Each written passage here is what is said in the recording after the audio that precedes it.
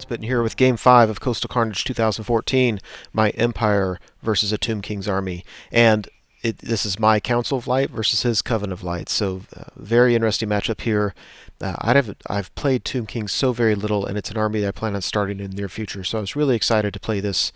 I know the player. We've talked before about my future Tomb King's army. So, in addition to having fun and trying to win the game, he was kind of spending more time than normal telling me about his units and how to use them and stuff like that. So I really appreciated that. We're probably about just over the mid range of tables. So we're not super high, but we're not we're over half. So let's see. Starting on the left, he's got some Necropolis Knights, 5 of them with a champion. I don't know about other command. He's got a Casket of Souls. He's got some Skeleton Archers, which he's using as a bunker for 4 characters. 2 Lich Priests, both level light, of course, a Necrotect, and a Tomb Herald BSB.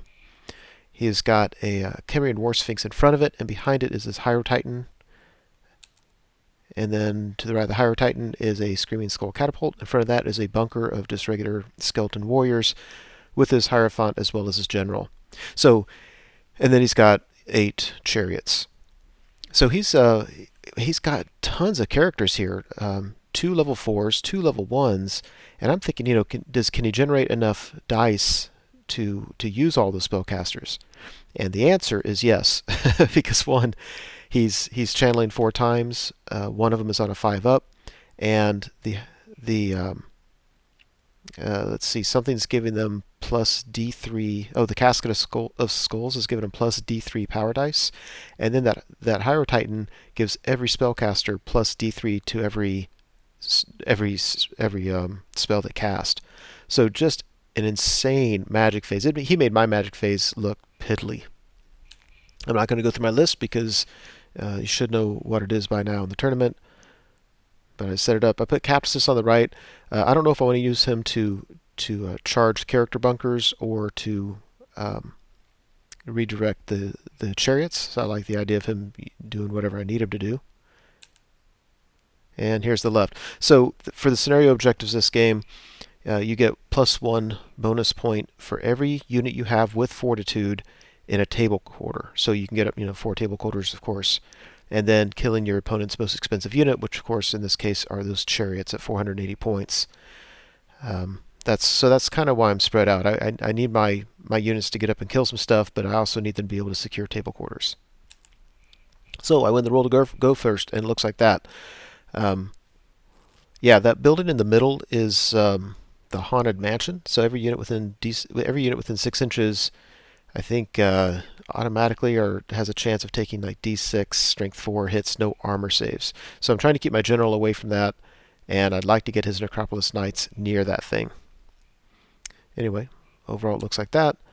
And I think he just shut down my magic, just because he had a scroll and all that. And then shooting between the steam tank and a cannon, yeah,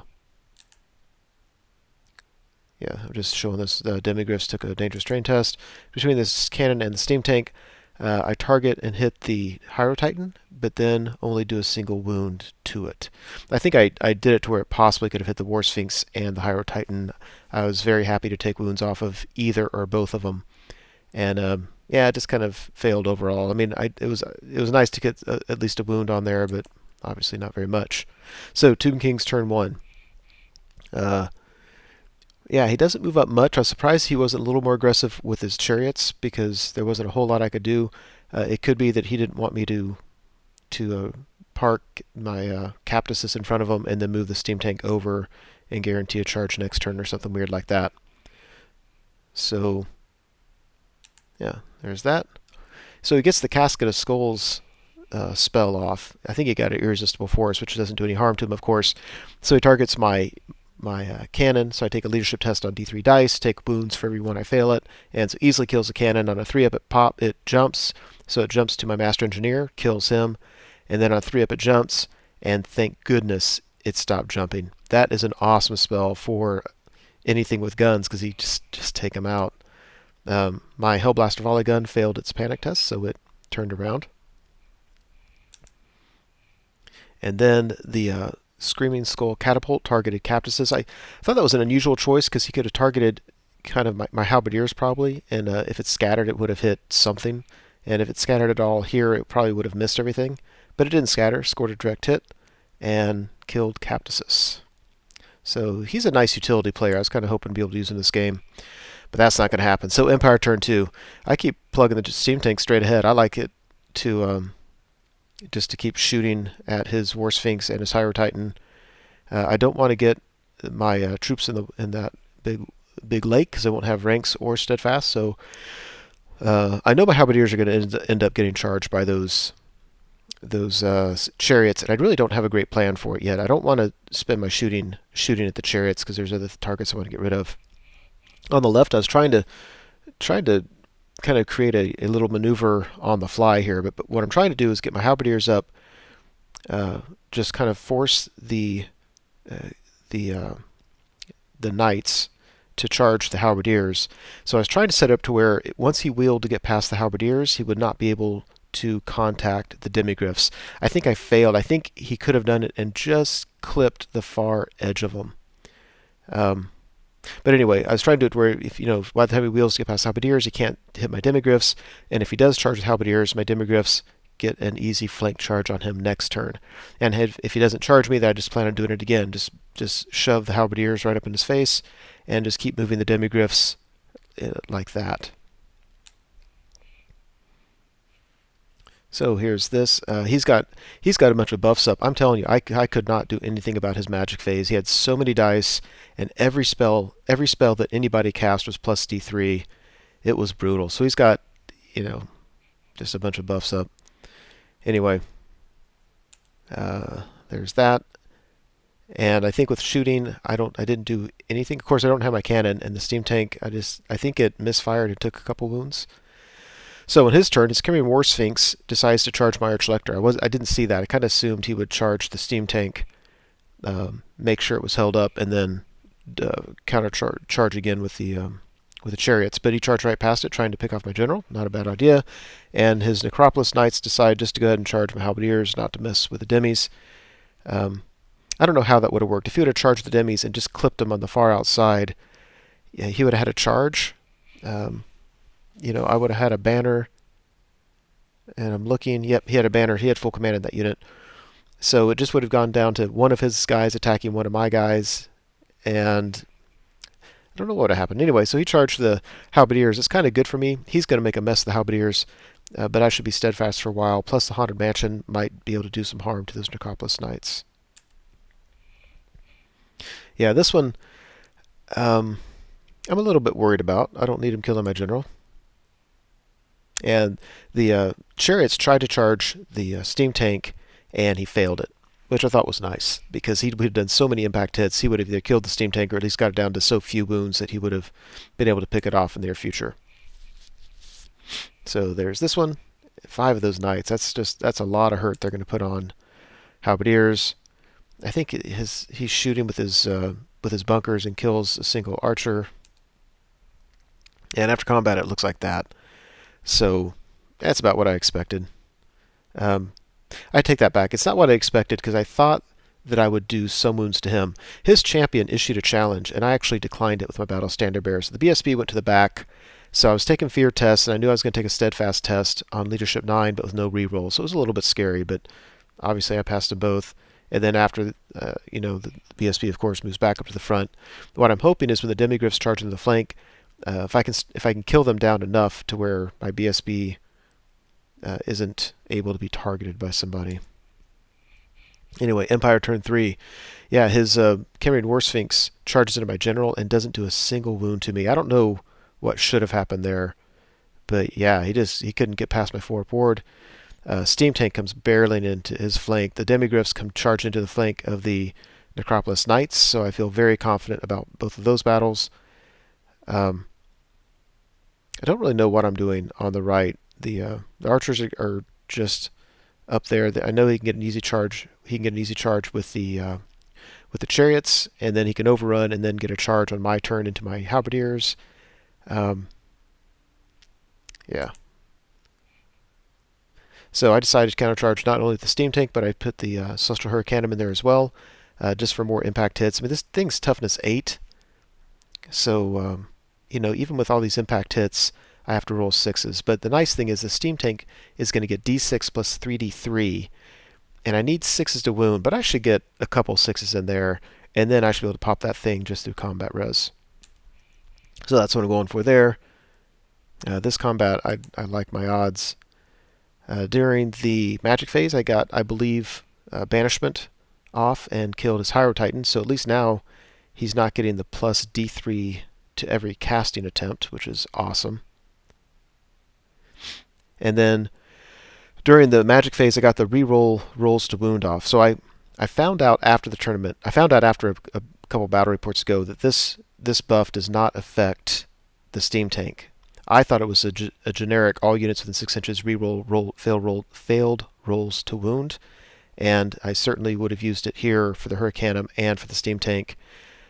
I don't think it would have mattered because I think I didn't need that many wounds to pop that thing through combat res. But I've learned since that only applies to it doesn't apply to chariots and stuff. So after combat, yeah, about what I expected. He did enough. My fear here was he would do so many wounds to my halberdiers that my demigryphs would pop. But I think I actually won combat. So yeah, his champion is down to 1 or 2 wounds, and obviously his other guys have been depleted. Yeah, either through impact hits or combat res. Either way, the War Sphinx is gone. Go to Tomb King's turn 3, and the chariots come crashing into the halberdiers. Yeah, so I have to admit, my biggest fear here is if I don't do enough wounds to him that he can have 2 full ranks. He might do enough wounds to me that I'll be under 2 ranks. That's what I was worried about. In hindsight, that looks nasty. He's going to kill a bunch of guys. But after impact hits, I'm still probably going to have all 31 of my attacks. And I'm going to be +1 to hit because of this Hurricanum, re-rolling to hit because I'm within 6 inches of the War Altar, and re-rolling to wound because of the buff, and because I'm within 6 inches of the War Altar. And that, at strength 4, can do a ton of damage. So let's see, the Screaming Skull Catapult targeted my Hurricanum. I think he was hoping to scatter off and hit the halberdiers, but again, he scored a direct hit, wounded it, but only did 2 wounds, which was nice. And over here, I actually thought I would take care of these Necropolis Knights a lot faster than I am. Yeah, I think at this point I'm actually accepting challenges with my Battle Standard Bearer. I don't know if I am or not. It's been 2 weeks since this game. Sorry, I've been traveling. Yeah, either way. He's got Foz protection off, which affects the Haunted Mansion. Did several wounds to his guys, and with Foz protection we realized we had a judge come over and he ruled that it only works on a 4-up, and so it saved that unit. Either way, though, I thought the demigryphs would have done a lot more wounds than they've been doing, and it's just not happening. They're hanging around longer than I thought. My level 4 is hanging out here in the open, so he's got his bunker unit shooting at him, did a wound. Really scared me. I need to figure out a way to hide him. And after combat, it looks like that. It looks like he did 24 wounds to me when all was said and done. But I did, 12, 15, 16 wounds to him, and possibly 17. I don't know how he's using that die to count down wounds. But basically, he came in, did impact hits, killed a bunch, but I still had 31 attacks. +1 hit, re-rolling to hit, re-rolling to wound, and they just did a number. Just absolutely mashed these chariots. Yeah, I don't know what to say about that. I think the big problem is their armor save is just horrible. So 5-up, and then with my strength 4, 6-up, I believe is what it was. And so he just had no armor save, and just, oh my gosh. So that was nice, and now it's my turn, so the steam tank's going to be able to barrel into its flank. And over here, yeah, I just really can't seem to get past these guys. Now he had Foz protection up, which is helping him a little bit. But, yeah, it's a little bit frustrating. I mean, he's just whittling down that halberdier unit. Empire turn 4. Yeah, I'm really liking my odds in the game at this point. I mean, his knights, his War Sphinx, and his chariots were his big hitters, and they've all been either completely destroyed or totally made, worthless at this point. So the steam tank crashes into the chariots, so they're going to be done after this turn. I put all my wizards together so that if he chooses to shoot me, at least I can spread the wounds out a little bit. Yeah, there's that. And after combat, yeah, we finally took care of those Necropolis Knights. So I reformed the Halberdiers. Just to make it fast, I did a conga line, and they're just going to walk back to this table quarter. So they're done for the game. They're just going to secure that table quarter and give me the extra battle point. The Demigryphs are certainly not done. They're going to go wreck his back line. I'll march up on turn 5, and turn 6 I will charge and destroy at least one of his bunkers. After that happened on the left, my opponent just kind of threw in the towel because he didn't see any way he could stop me. All he has left are 2 bunkers with all his characters. He's got the Casket of Souls and the catapult. So he certainly could have done some damage. But I really think that on my next turn, I'm going to have 2 chariots charging, a steam tank charging, and Demigryphs marching up or possibly charging. Either way, his 2 bunkers were shot. So at that, we just called it. So for the game, it was another 15-0 victory, which put me, I don't even know what if tournament. I ended up taking 10th place out of 32. So, not a horrible showing. It certainly was a strong comeback. We call it submarining at the end with 2 15-0 victories at the very end of it. Yeah, so a real learning lesson here.